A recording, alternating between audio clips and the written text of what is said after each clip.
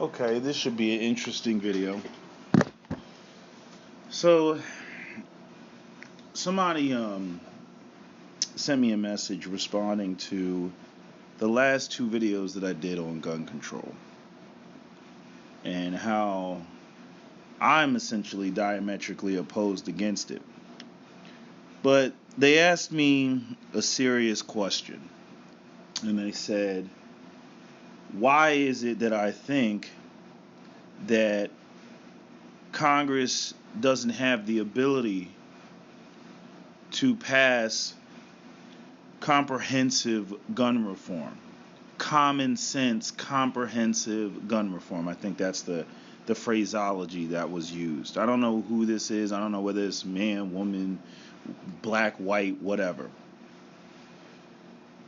The reason is not because the NRA is blocking everything.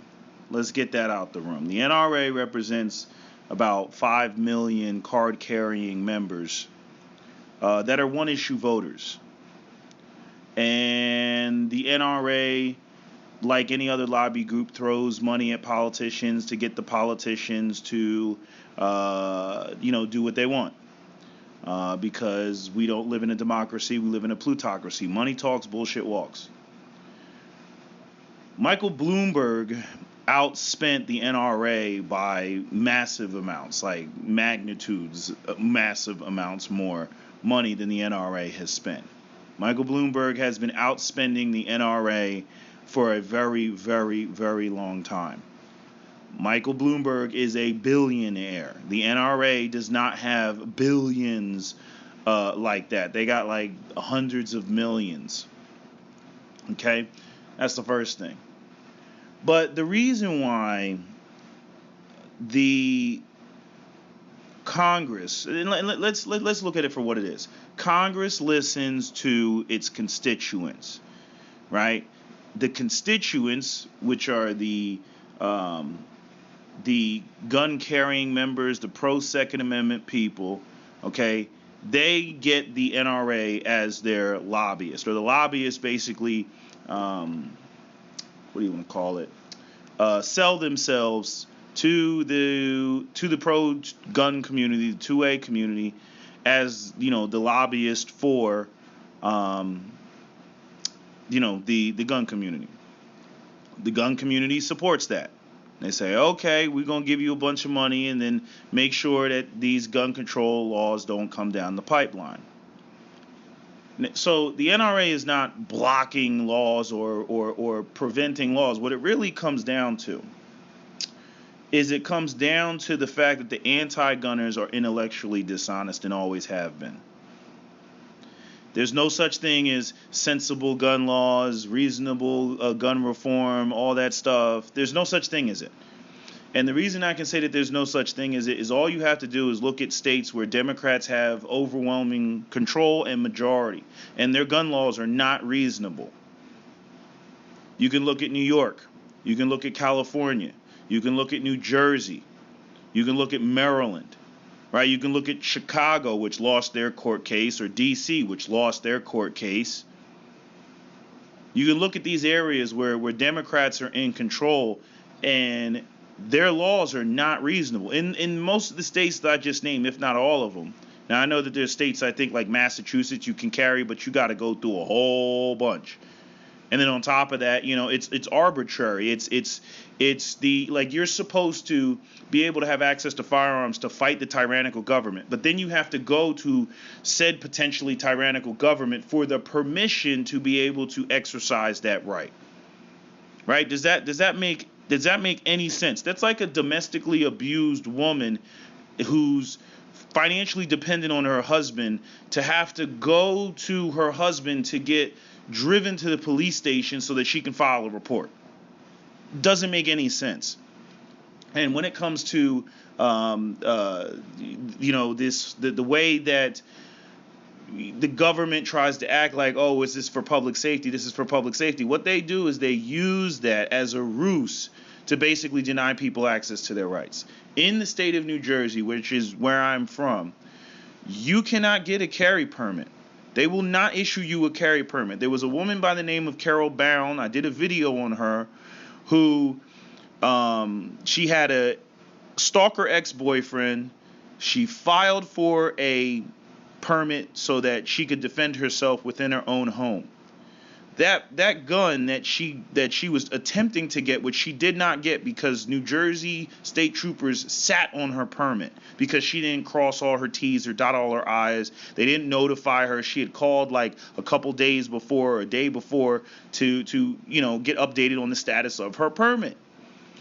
Because again, New Jersey's police officers are not pro Second Amendment. They don't support the Second Amendment, which is funny to me. And I talked about this before when it comes to all these white people, that whenever black people get into it with cops, they want to jump up and they say Blue Lives Matter. But police officers, the vast majority of police officers are anti-Second Amendment. They're anti-law-abiding citizens having firearms. So what? That you could challenge their authority, so that you could challenge their power? They don't want that. They want to have total and absolute control. So, there's a problem right there in having to go to, the police to get your permit. Same with what I said about Martin Luther King or black people, of the 1960s and even before that. You got the Ku Klux Klan running around, the system of white supremacy. The police officers are the right arm of white supremacy. And then you have to go to the police, who probably are members of the Ku Klux Klan, to get your permit or your licensure or whatever you need so that you can get a firearm to defend yourself. Right? So you gotta go through the channels of the very people who just might not be on your side to be able to defend yourself. This is why you have your pro-Second Amendment people who want the access to firearms to be as open as it is, or even more open. Because there's something like 20,000 laws that are already on the books. You're not going to the only quote unquote loophole that people want to claim as a loophole is private sales, which some states still have. Right? So that comes down to the individual and them selling the firearm to whoever they want to sell the firearm. Personally, if I lived, like example, in a state that had where you could just sell firearms to other people, I would only sell my firearm to people who had a CCW license. That would be the only way that I could really ensure that the person wasn't a criminal. If they have a CCW license, they didn't go. They obviously went through some level of a background check to get the CCW license, because you can't get a CCW license if you have a criminal history. And so that would be my insurance. Right? But I live in a state where that's never been an option, to be able to sell a firearm to somebody else. Well, I think they made it. You could do it with long guns, but now they closed that in New Jersey. Right? As though the crime guns in New Jersey were coming from New Jersey. The crime guns in New Jersey are coming from other states outside of New Jersey, where the gun laws are much more lax. And you got people who will do straw purchases. It's not that there aren't any issues, in terms of the exchange of firearms. But this whole idea of creating this sort of Big Brother Minority Report state where you're guilty before the crime is committed, I think is very problematic. Where you eliminate due process, I think that's extremely problematic.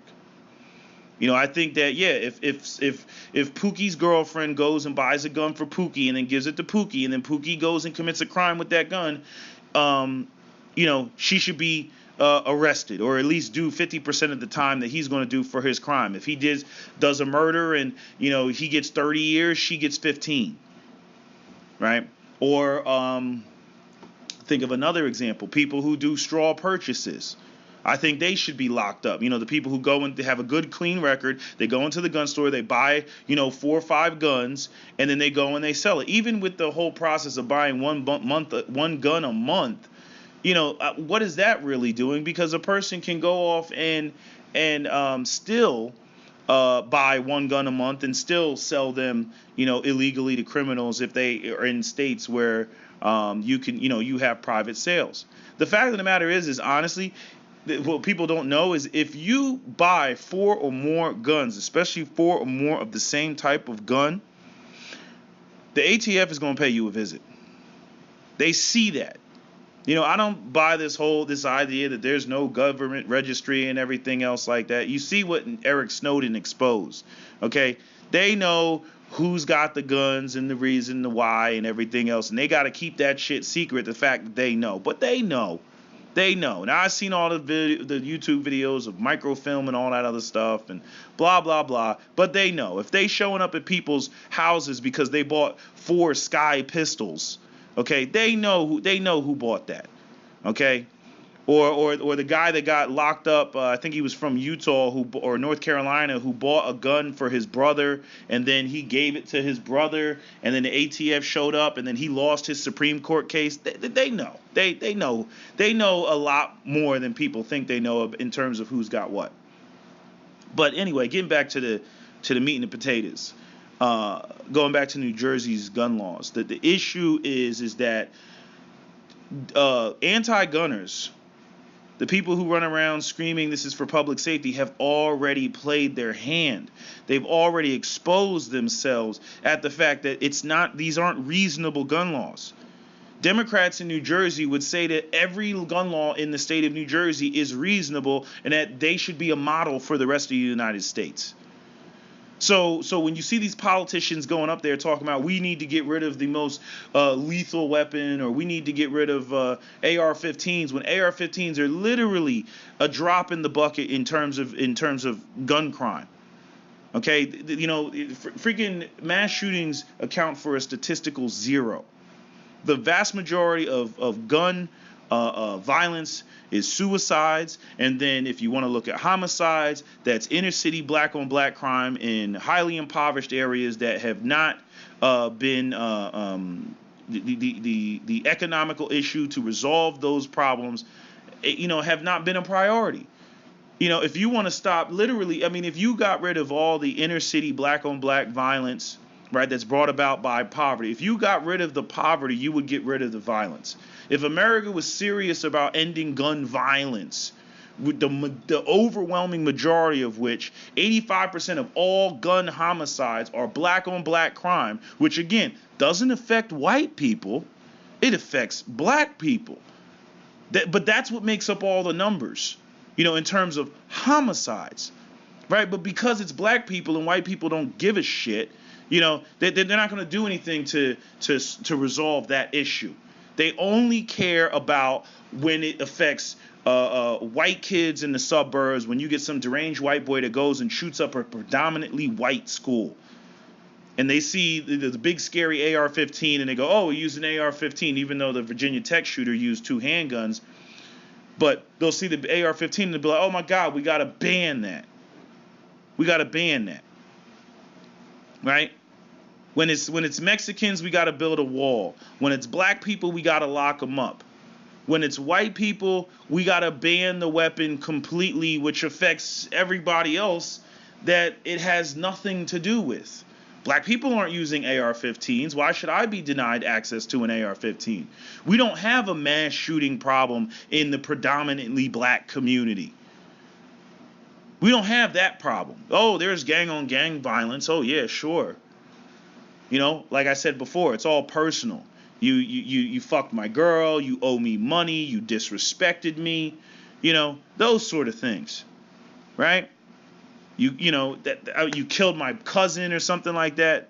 It's personal. But it's not, I'm going to go into this library and kill everybody. I'm going to go into this movie theater and kill everybody. I'm going to go in this school and kill all the children. That is an exclusively a white thing. We could talk about the Virginia Tech shooting and everything, but I'm just saying, we keep seeing this over and over again, especially with white males. Now, again, arguably, some people would say, well, the majority of America is white, so that's what it is. But with all the violence that goes on in the black community, right, and people would say that black people are more prone to violence, why is it that you don't see more mass shootings of black people committing mass shootings against other black people? You don't see that. You don't see a black guy walking into the Apollo Theater shooting it up. You don't see that. You don't see black people going to basketball games and trying to kill every man, woman, and child in the basketball game. They might have a target in there and they accidentally kill the wrong person because they indiscriminately shoot into a crowd, but that's because they have an intended target. It's not, I'm here to kill everybody in the room. We see that with white people. So Democrats have already played their card. There is no such thing as reasonable gun control. The goal is to basically create a world where the right is so restricted and so cost prohibitive. That's another thing. That's what they used to do in the South, with black folks is, just make it cost prohibitive. Make it so. That's what they've done in Chicago when Chicago was forced to recognize people having access to not only handguns but concealed carry, which doesn't even make sense to me with the way that the Supreme Court is dragging their feet, because they basically forced Washington D.C. to recognize concealed carry and get rid of justifiable need and good cause. They forced Chicago to do the same thing. But then they completely ignore states like New Jersey and New York and California, probably because those are the most powerful areas with the most powerful Democrats, I'm assuming. What Democrats want is they want no guns at all. It's not a matter of, let's get rid of the assault weapons, because then after that it'll be just as it is in New Jersey. Assault weapons ban, you can't conceal carry, 10-round magazine limit. The 10-round magazine, that's unconstitutional on its face.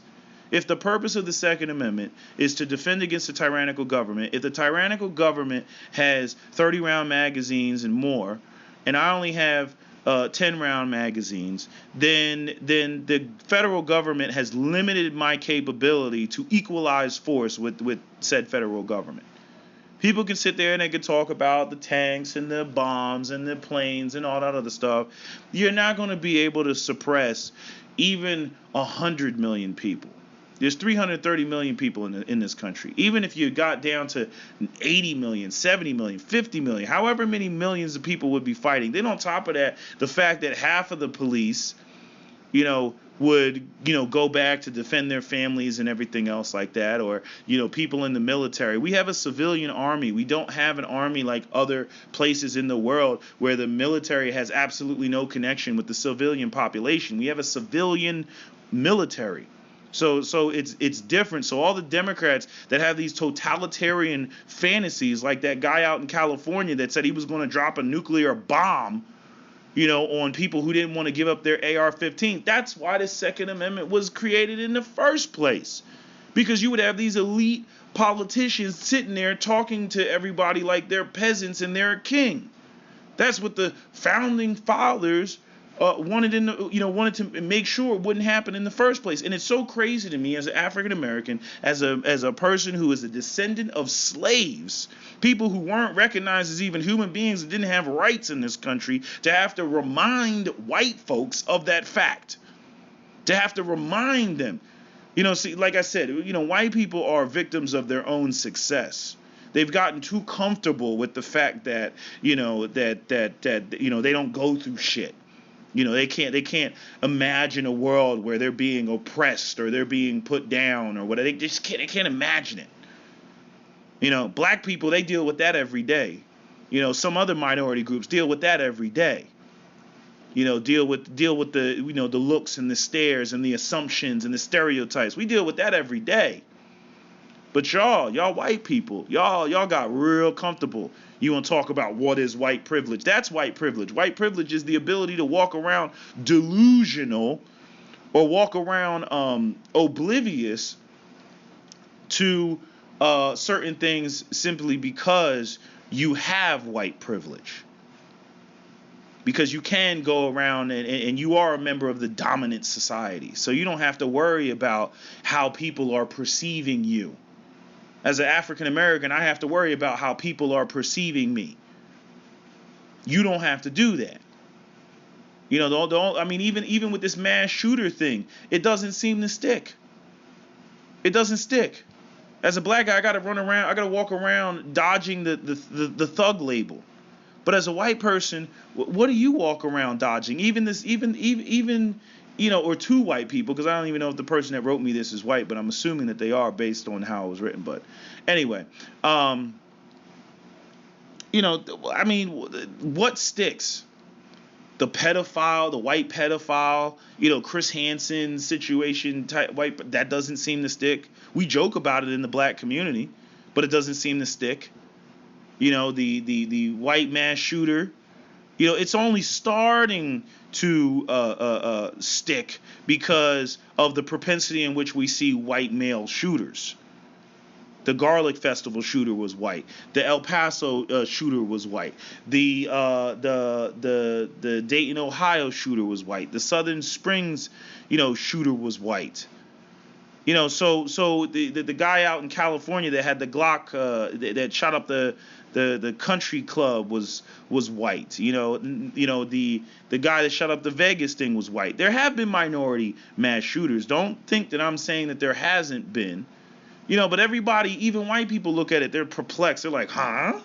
But when it's a white male, nobody's really surprised. They're not really surprised.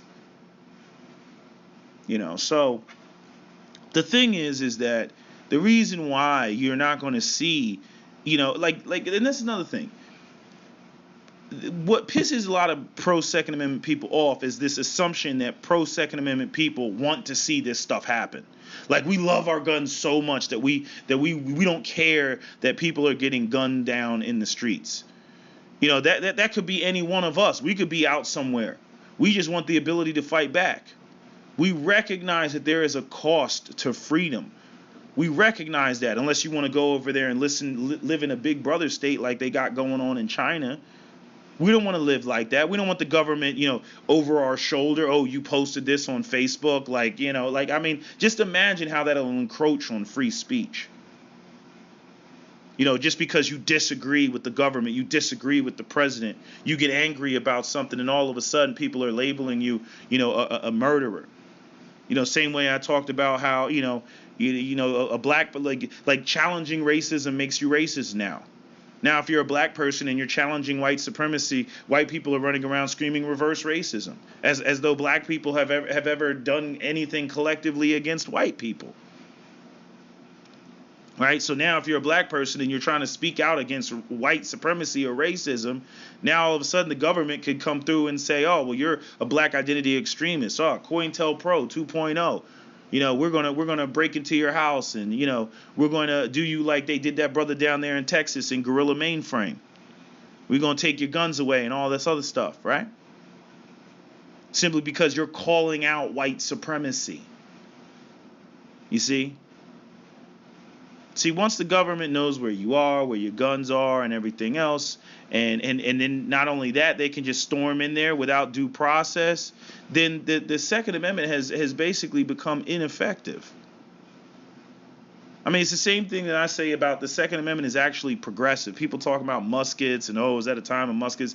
That was the modern day assault weapon, of the military then. On top of the fact that currently we don't even have what the military has, because the military has fully automatic machine guns. We only have semi-automatic rifles. Now, granted, semi-automatic is much more effective than fully automatic, because fully automatic, you just waste ammo. Had the guy that did the Vegas shooting, had he actually taken precision shots from that balcony, he probably would have been more effective and killed more people, as opposed to using the bump stock and trying to go fully automatic. All he did was waste ammo. They found that out in Vietnam, which is why the M16A, A3, has a 3-round burst as opposed to just full blatant automatic. Because it wastes ammo, it's inaccurate, it's hard to control. But that's a whole different conversation. But the Second Amendment, it should be progressive. Because as I stated before, if every police officer got an Iron Man suit, or every soldier got an Iron Man suit, the one that that they got in the Avengers and whatnot, then your AR-15s or whatever guns you have would render ineffective. The bullets would just bounce off of them like Superman or something like that. Right? So how would you fight tyranny then?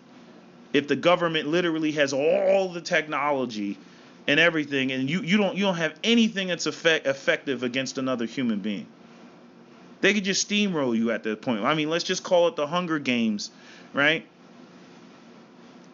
I mean, it makes no sense for especially like white people write these books and they come up with these movies of how the ruling elites, the oligarchy is trying to, control them and rule them. Whether it's movies like Snowpiercer or movies like The Purge or movies like Hunger Games, right? If you can imagine it, then obviously it has the potential of being a reality. Not to mention that most of these ideas are taken from history.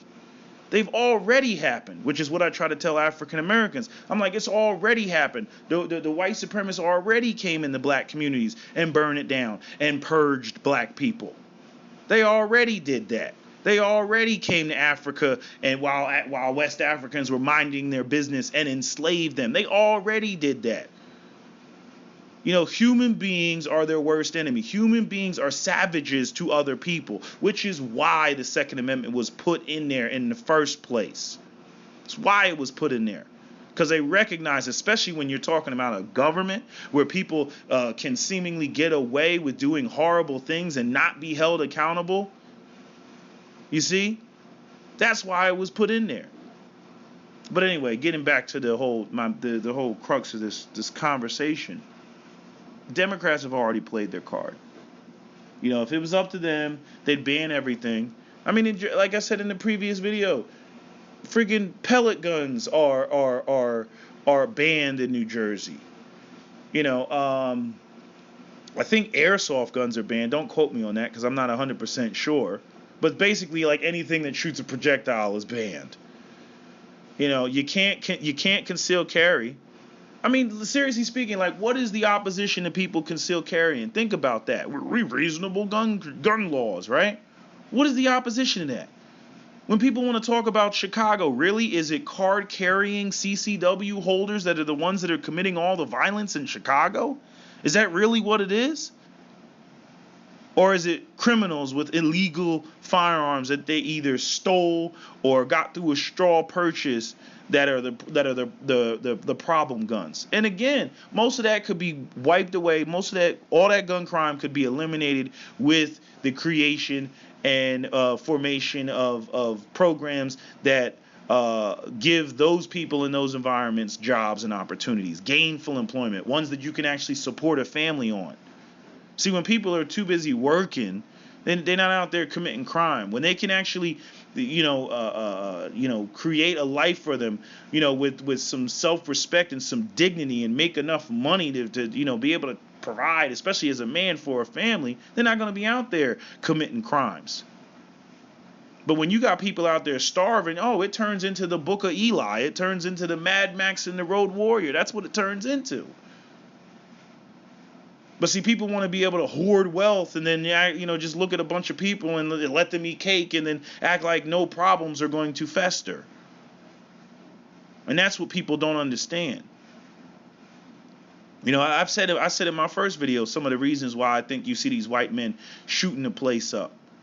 They got the high suicide rates. They don't have a sense of a positive male identity anymore. The jobs are drying up. They went all overseas and whatnot. You can't just graduate high school and go work in a factory and get a unionized job and support a family anymore. And so when you see, the stuff with the El Paso shooter, he's talking about Mexicans and they coming in the country and taking all our jobs and everything else like that. Yeah, that's his scapegoat. That's what he projects onto, probably listening to Donald Trump.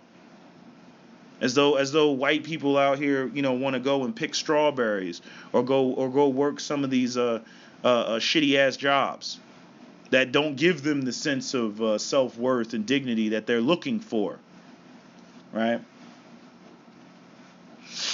I mean, you got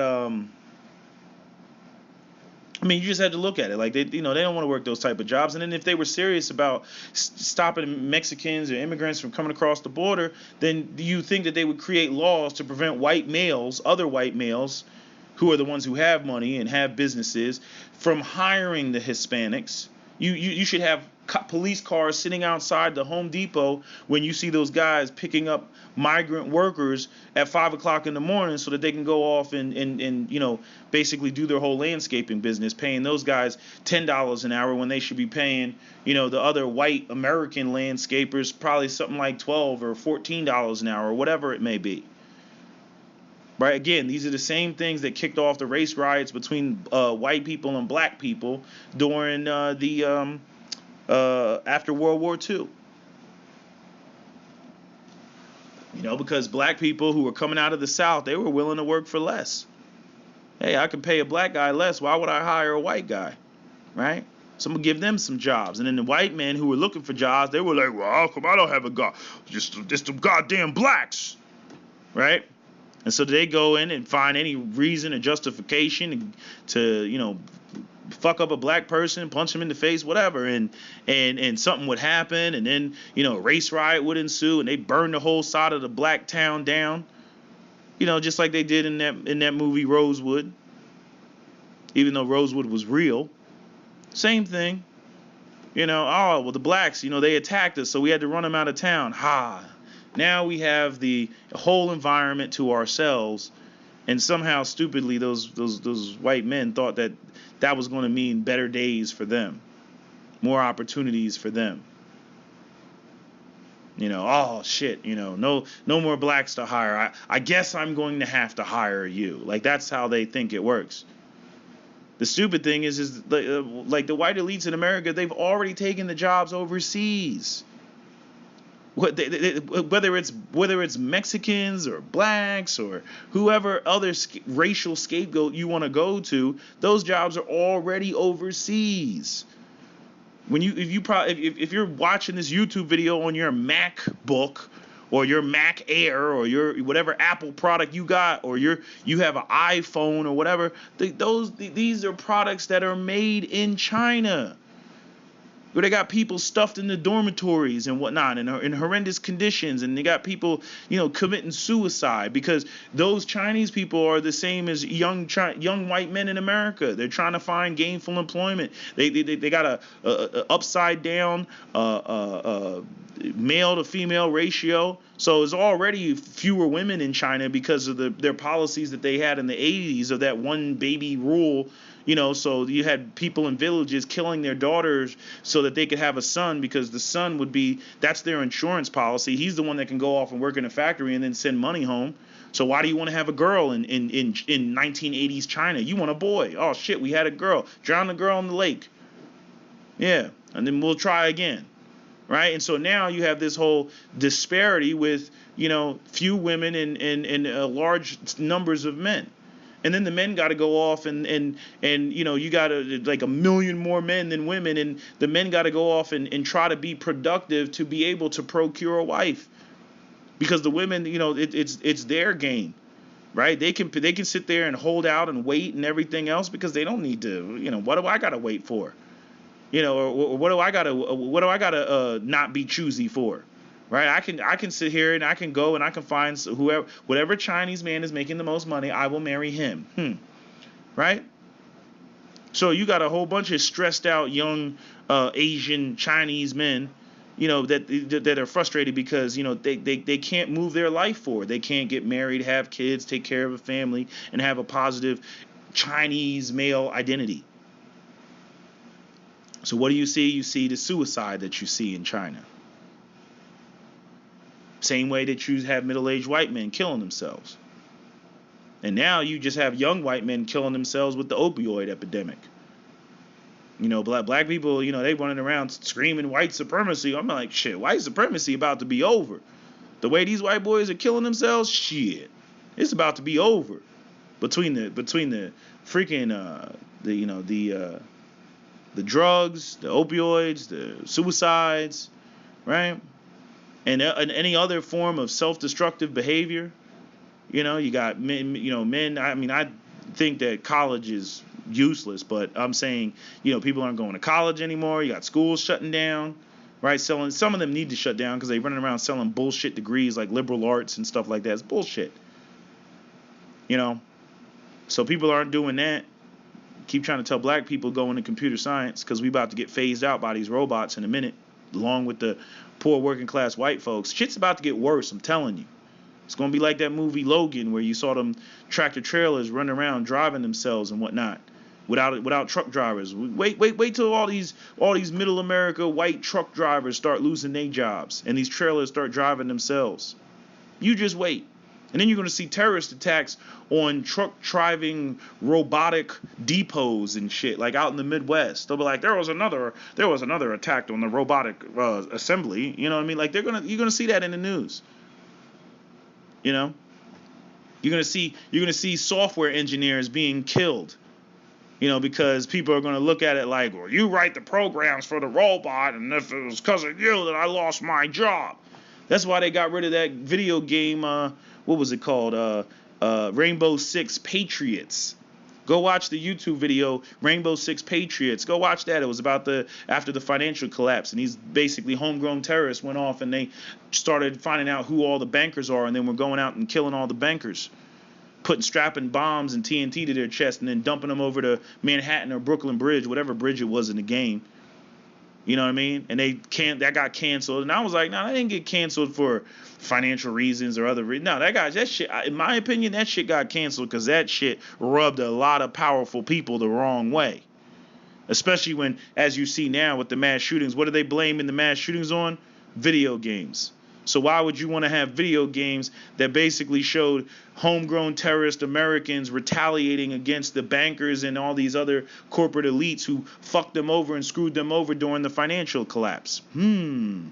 Scratch his chin. Right? You see?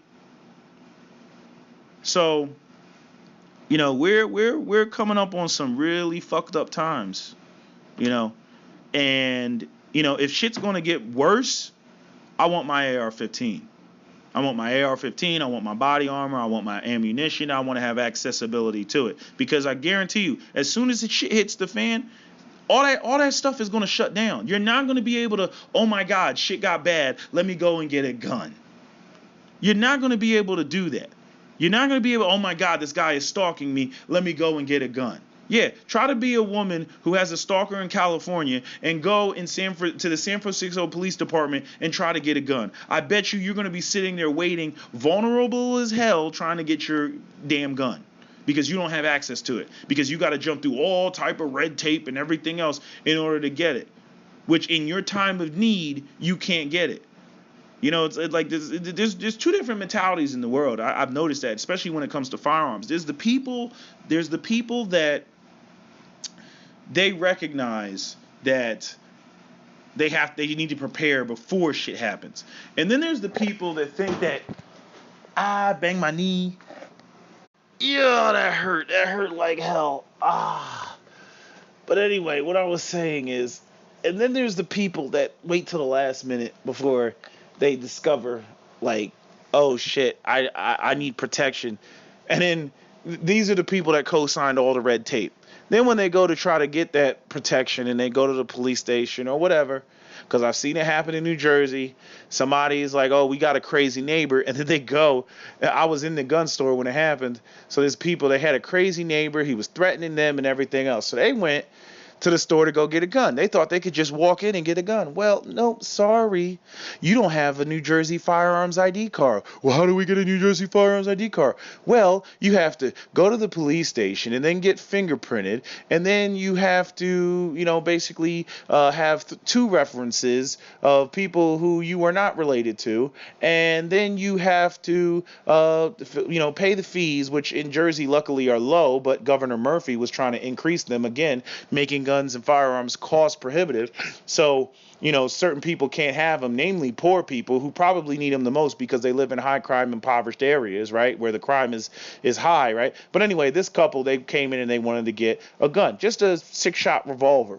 So they had to, in New Jersey, firearms ID card, get fingerprinted. Then, that goes to your local police station, right? Which, again, the hours can get stupid depending on the police department and whether they want people to have guns or not. Because the police station, some of the police stations don't stay open all the time. They have this weird dispatch thing that they're doing now, basically because they had to cut people and budgets and all that other stuff. But anyway, so like their like firearms department will only be open between we're only open between the hours of 10 and 2, which means that you got to take a day off from work to go and get your permit, right? So you got to take a day off from work, so you're losing money there, and then on top of that, pay the fees or whatever. So then you go in and you got to go through the background check from your local police department, then you got to go for the state police, and then they'll call you maybe 2 or 3 weeks later, and then you finally get your permit. Probably takes you longer because this is the first time you're getting your firearms ID card. You're not just getting a permit to purchase a handgun, which is something else that you have to apply for. So hopefully your firearms ID card and your permit to purchase a handgun come back simultaneously at the same time several weeks later or months later, and then you are able to take that to the FFL and then pick up the gun that they were originally trying to pick up, right? And after they do all that, and they're picking up their gun, they're going to pick up their gun, they got to fill out the 4473 and then go through the next background check, which basically says they're not a criminal, which could have been done the first time when they walked into the store without a firearms ID card. But again, all this was designed to create the most arduous process possible to make sure that people basically to deter people, not even to make sure, to deter people from going to get a gun because they make the process so arduous. And that's the goal. That's the purpose. Right? And people will say, well, what's the problem with making people, wait and all this other stuff, right? So like some states, they'll have like the 10-day waiting period, right? What's so stupid about the 10-day waiting period, right? 10-day waiting period might make sense to me for the first gun that you purchase, right?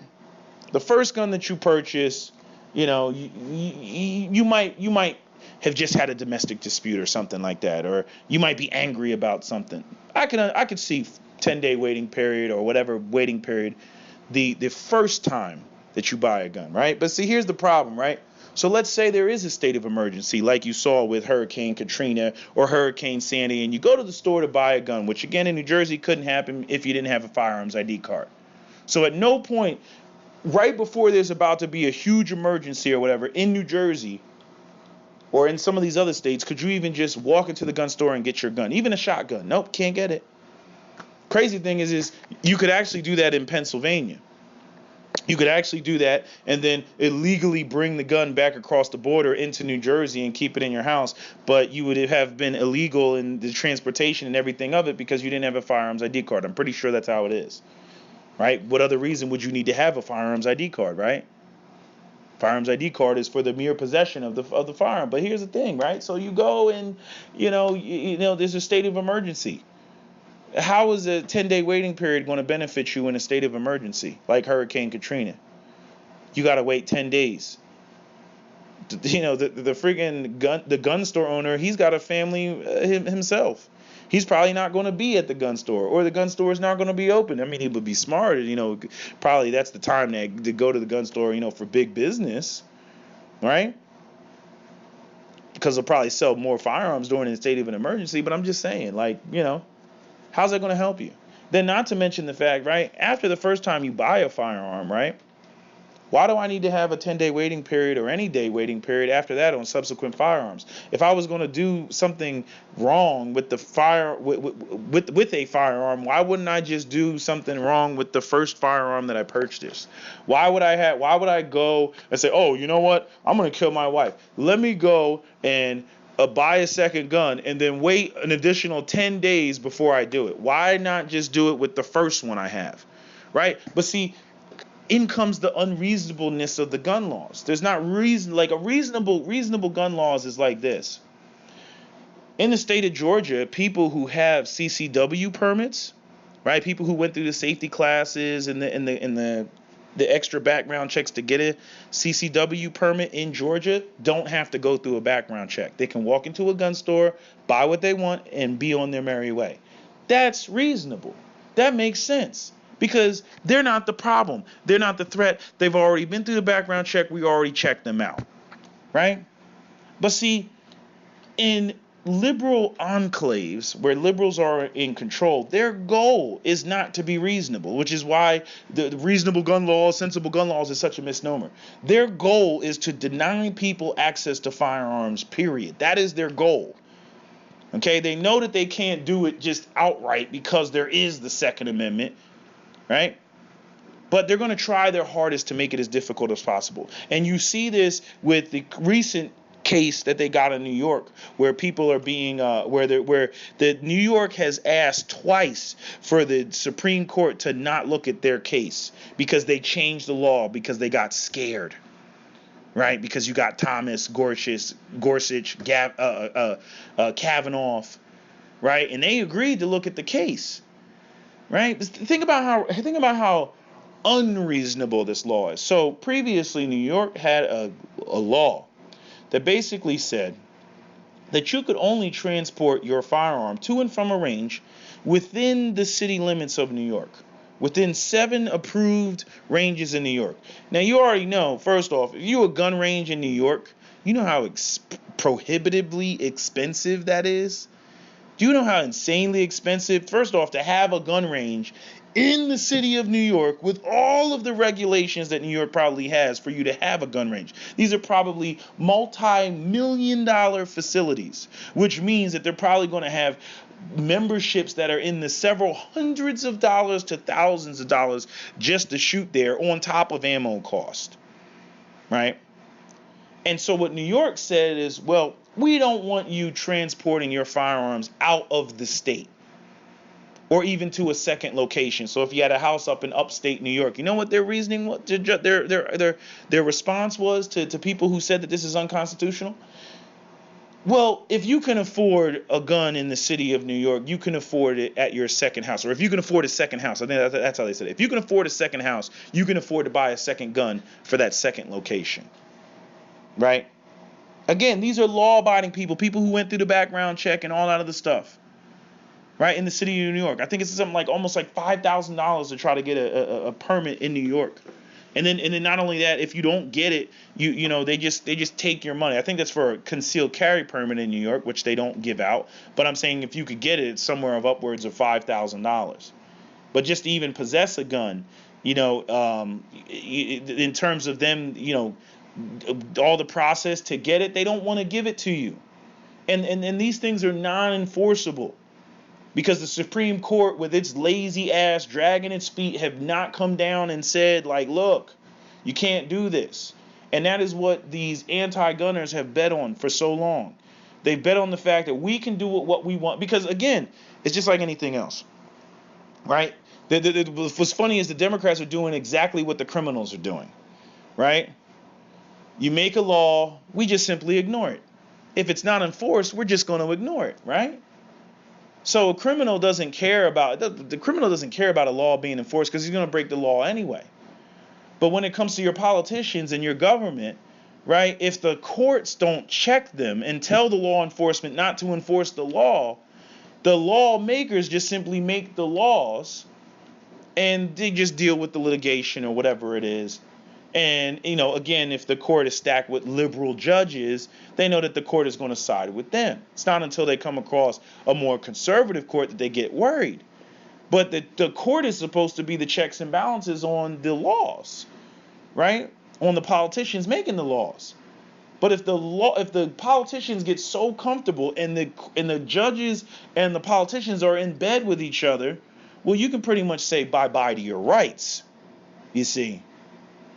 Because that's what New York got so comfortable with. They said, well, our federal judges aren't going to overthrow or agree to the appeal of, you know, people challenging our laws. So we're good. But then when the Supreme Court, when it got appealed and the Supreme Court said, you know what, we're going to take a look at this, New York was like, oh shit, oh, they lost their shit. And they're still losing their shit. Because the thing is especially with this court case, this New York court case about their weird, wacky ordinance, New York could lose the whole shebang. And that's the irony of it. New York. super anti-gun Bloomberg and Cuomo and all that other shit, right? New York could lose the whole thing. Where because New York was so overzealous in its limitation on the Second Amendment, that the Supreme Court had to step in and say, no, you cannot do this, and actually spell it out and define what they can and cannot do. What New York is going to lose for all Democrats is they're going to lose that. Basically, it's going to be said now. The Heller case basically said that you can have a gun, you have an individual right to have a firearm, right, inside your home, and that's where Scalia stopped. Now, the Supreme Court may rule on whether you have a right to have a gun outside of the home. Well, there goes your justifiable need and good cause. And basically, you will see people in New York with concealed carry permits that they will have to recognize. The problem is, and you're going to see more lawsuits that come after that, they're going to try to make it cost prohibitive as possible. Then there will be a lawsuit on that. And then the Supreme Court will have to rule on that about what are reasonable fees for the Second Amendment, or can fees be implemented on Second Amendment, right? Because New York and everybody else like New Jersey are going to say, well, we have processing fees. Go ahead, look it up. Look up Governor Murphy basically saying that New Jersey hasn't changed its fees for guns since the 60s, and it is cheaper to get a gun permit than it is to get a dog permit. This is his quote. So think about it, right? The whole argument is we want to stop gun crime. New Jersey doesn't have a mass shooting problem. New Jersey has an inner city black on black violence problem. But majority of those guns are coming from outside of the state. They're coming from Pennsylvania, getting transferred through Camden, and then getting disseminated to Patterson and other places. In New Jersey, Atlantic City, whatever. Newark. That's coming up the Iron Pipeline on a 95. Like that's where these guns are coming from. So why would Governor Murphy decide that he's going to increase the fees on the permit process, the permit to purchase, the firearms ID card, right? Which again, even those two combinations, so the fees go up by several hundreds of dollars. On top of the fact that the firearm that you buy, the firearm itself is going to cost several hundreds of dollars. So just almost making the firearm and the whole process of getting a gun completely out of the reach of most people. You see? That's the intended goal. The goal is not to be reasonable. And the 2A community recognizes this. That's why they don't support. They know that if you give the Democrats an inch, they're going to take a mile. All they have to do is look at states like California, states like New York, states like New Jersey, and look at the gun laws in those states. They've restricted the right into oblivion to where people can't even reasonably exercise it. And if you do exercise it, you do it at your own peril, which it says in New Jersey gun law. You exercise your right at your own peril. Like, in other words, we hate guns so much that we will do everything in our power to discourage you from exercising that right. And if you dare exercise that right and you do anything at all, we will throw the book at you. We will destroy your life. We will make you a felon. We will throw you in jail. And I'm saying this is against people who simply want to exercise the right. We're not talking about murderers. We're not talking about killers. We're not talking about rapists. We're not talking about domestic abusers. We're just talking about people who want to have a firearm, like Shaneen Allen of Pennsylvania, who made the mistake of coming in New Jersey and decided to be honest and tell the officer that she had a gun in her car for her own protection, but she didn't know that New Jersey and Pennsylvania don't have a reciprocity agreement. So her Pennsylvania concealed carry permit that she went through all the classes and everything to get was not valid in the state of New Jersey. And so because of that, New Jersey treated her like a criminal, threw her in jail. She lost her job, and I mean, they were really going to, I mean, she spent like something like 40 some odd days in prison, if I'm not mistaken, in county jail. Okay?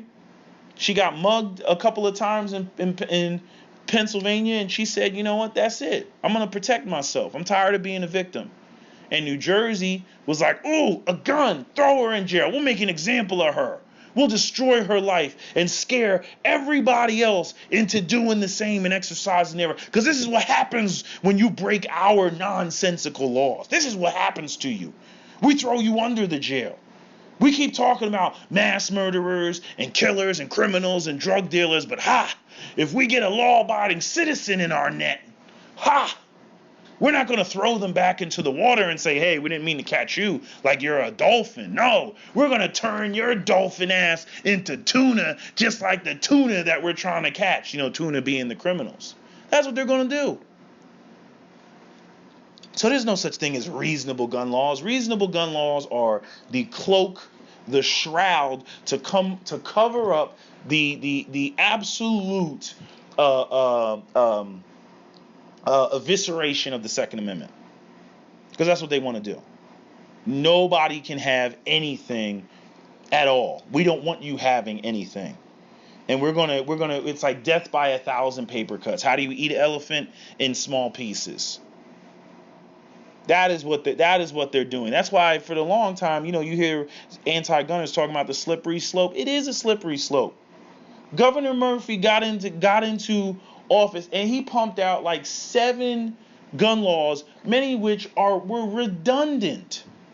They were redundant. Like I remember what it was. Even in New Jersey, right? They say, okay, to transfer a gun to somebody else.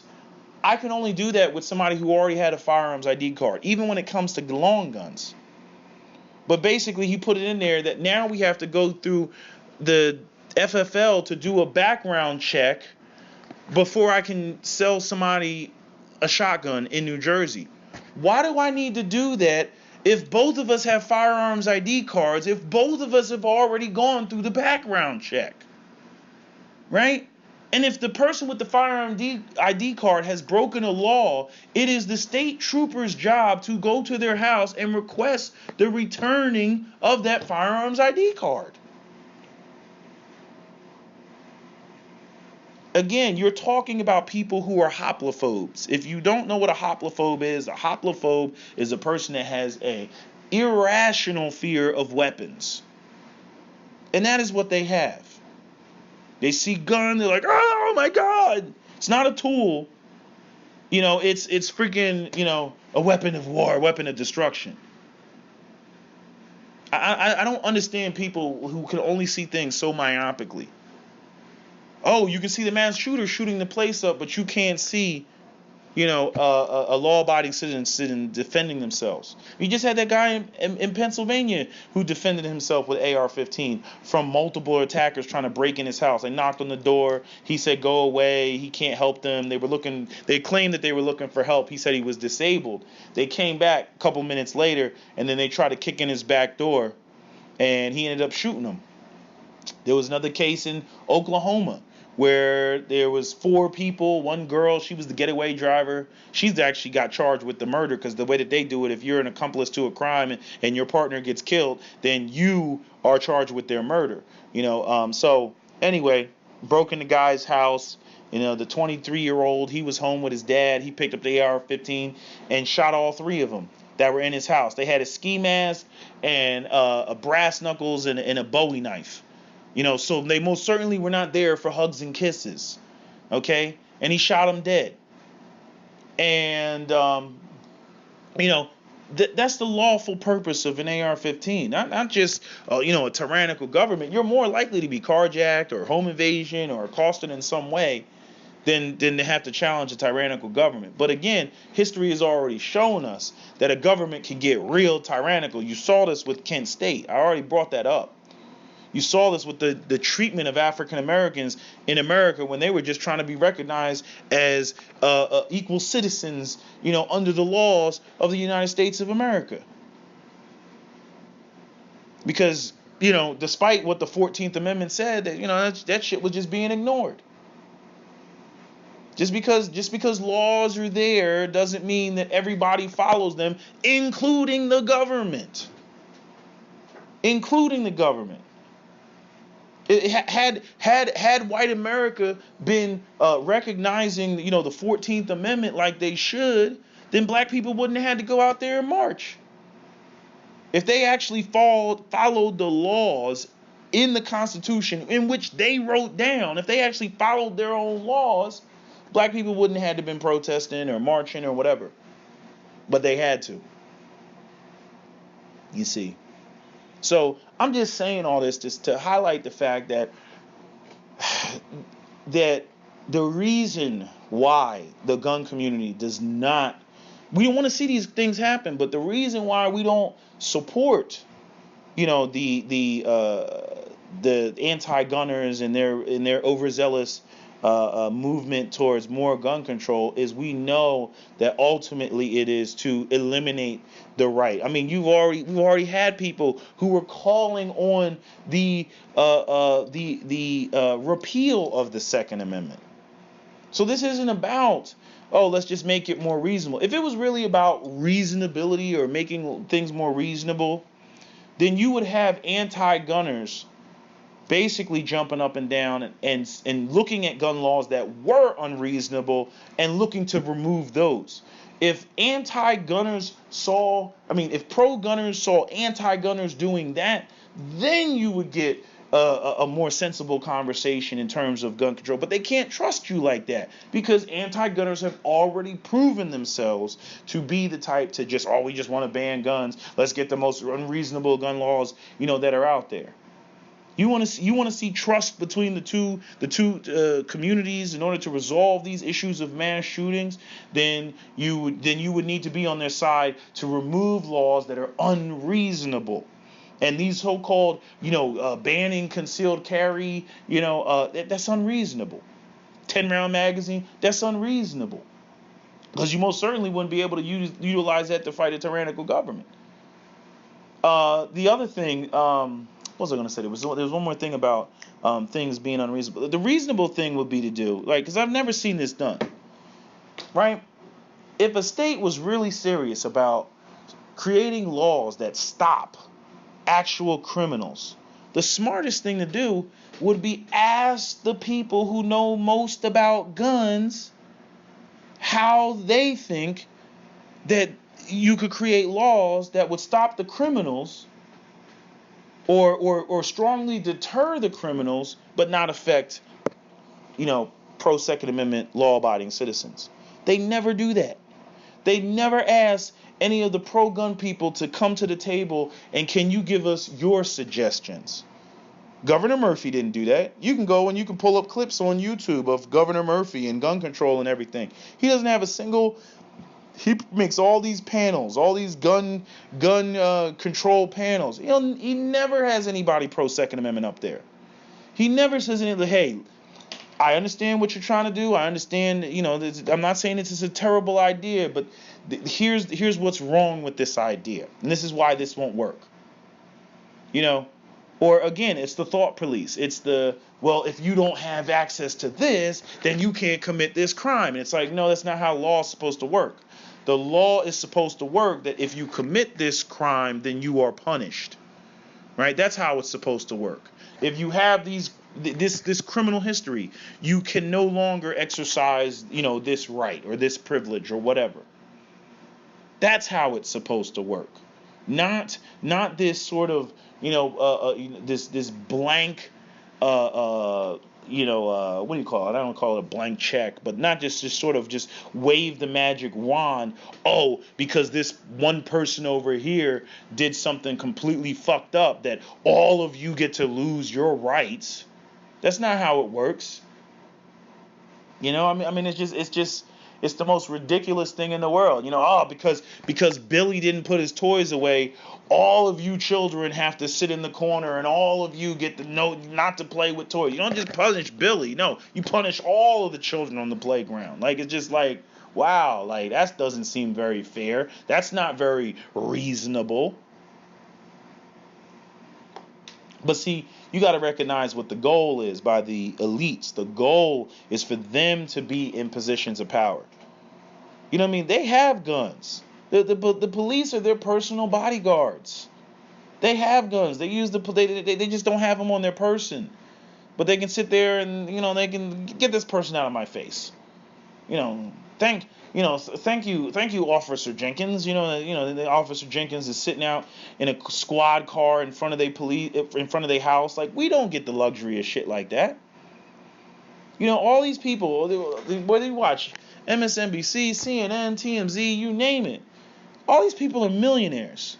All these people that work for, that up there talking all that gun control stuff, they live in gated communities and big ass houses and everything. They don't have to, get off the bus at 2:00 in the morning because they were working second shift and walk home at night, in a bad neighborhood. They don't got to do that. They get in a Audi A7 and they drive, to their location wherever they're trying to go, and they're Gucci. They're comfortable. Who needs an AR-15? Well, I guess you don't need an AR-15 when you got freaking bodyguards with MP7s. I guess you don't need one. You know what I mean? When you got armed security, right?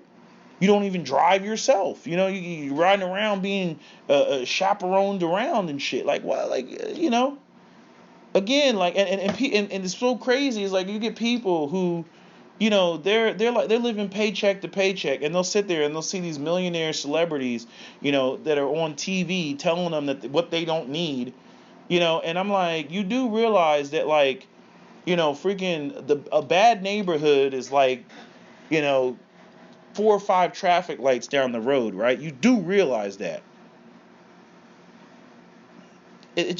People they're so emotional. They don't make no sense, and that's what the left taps into, people's emotions, non-critical thinking, because the American school systems suck, and we haven't taught children to critically think. Because why would you do that? When you want to control people, you don't want to teach them how to critically think. No. You want them to be dumbasses. You want them to be emotional. That way you can tap into the emotion. You can go up there like Donald Trump and be a demagogue and basically jump up and, tell a bunch of people who are starving, free candy. And they're going to be like, yeah, we love you. Yeah. And the same thing is done with the gun control. Oh my God, if he didn't have that gun, he wouldn't have been able to commit that violence. America's always had guns. And we've never had the shootings like we have now. So what's going on? And nobody ever wants to, address the pink elephant in the room, what's going on with white males, right? There's people that have, I've most certainly answered it. There's other people who have answered it, in terms of the sentiment, the abandonment of the middle class that the middle class feels, the changing demographics of America that white people feel, that they're losing power, they're losing control, which first came about with the inauguration of Barack Obama, because it was the first symbol of the idea that, white people are no longer in the driver's seat. They're no longer in control. What are we going to do? White women, you can't have abortions because we need more white babies. Right? You see? So I'm just saying, like, this is what it is, and like I said, if the anti-gunner, if you're anti-gunner and you're serious about having reasonable gun restrictions, 2 things that you got to do: get rid of the ridiculous gun laws, get rid of the redundant gun laws, right? So let me say 3 things you got to do, and then 3, invite pro Second Amendment people to the table and then say, you know what, I'm gonna leave 5 of you in the room, okay? You write a gun law that you think would be effective at preventing this. You write one, and then see what they come up with. And I can bet you they probably got some damn good ideas that don't infringe on their Second Amendment rights. But see, again, if your goal is to just ban all guns and remove all guns and everything, then, obviously an anti-gunner or a politician is not going to go that route.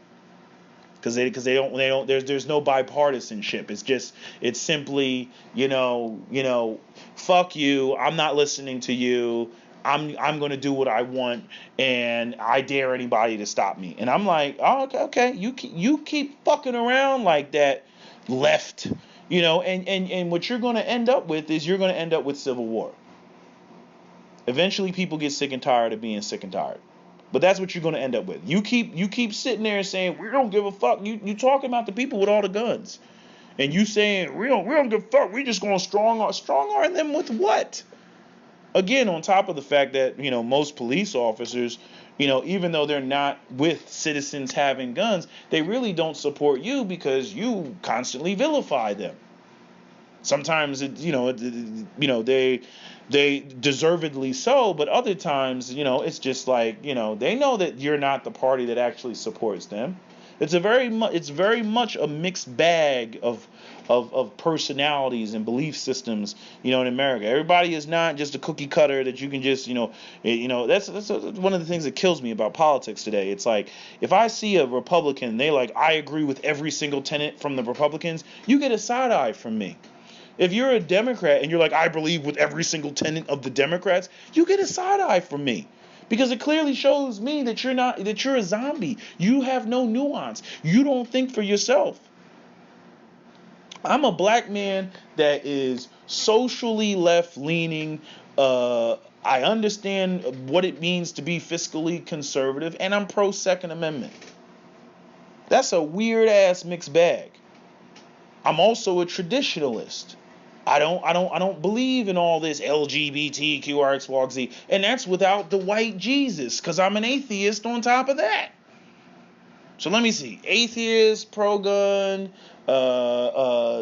socially progressive, not to the point of super LGBT, and there's 27 flavors of genders, and I understand being fiscally conservative, and you just can't have this huge welfare state, right? But at the same time, I don't believe in the private sector just controlling and dominating everything, because again, if you go back to the earlier 20th century, if you leave it up to the fat cats, they would have your children working in factories and not going to school, right? Because child labor laws had to be created. White men had to fight for, 40-hour work weeks, full medical and dental health care, and all that other stuff. White men seem to forget that. They seem to see white elites and think that just because they're white that they're on their team, and they see a black guy and they're like, that's the other, see a Mexican, oh, that's the other. They constantly make the error and make the mistake of thinking that race trumps class, and race has never trumped class. Race is a smoke screen used by the white elites. It has always been class. When it was white people minding their business in Europe and it was nothing but Europeans in Europe, it was kings, nobles, and peasants. And the vast majority of working class Americans represent those peasants. So it's always been about class. And capitalism is just another class structure. Which is one of the things that Karl Marx warned about and whatnot. It's the same damn thing. The capitalists are the or basically the new nobles, and the kings and the queens, they got eliminated. They got pushed out. So now it's literally just the capitalists and everybody else below them, the peasants. And you can't get white people to recognize that they're peasants. They drink the Kool-Aid all the time. They get so easily distracted. All somebody has to do is run in the room and scream Muslim or scream the blacks or something like that. And the next thing you know, they totally lose sight of the fact that they only make $33,000 a year. And they suddenly believe that they're in this elite category of white elites and the white elites give a shit about them, when they should be marching and protesting and doing this and working for a better America with the people that make the same goddamn income that they make. But it goes totally over their freaking heads. So annoying. But anyway, that's all I got to say. That is my video. New Jersey gun laws out.